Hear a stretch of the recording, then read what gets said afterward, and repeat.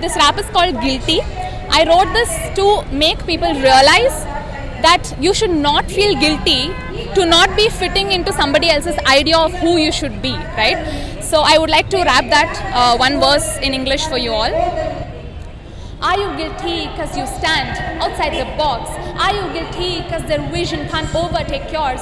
Are you guilty because they said you did it wrong? Are you guilty because with them is not where you belong? Belong, how long does it take for the world to change arrangement where they stand together, make you feel strange? You feel the rage because they're stuck up in a pile of nets, carefully woven with their messy thoughts of constraint. You tell me now, you tell me how to make a difference. Should we allow for them to watch us be in sufferance? It's really now or never till the sufferance. Let's take a vow before they tell me cause it depends. Are you guilty cause you stand outside the box? Are you guilty cause their vision can't overtake yours? Are you guilty cause they said you did it wrong? Are you guilty cause with them is not where you belong?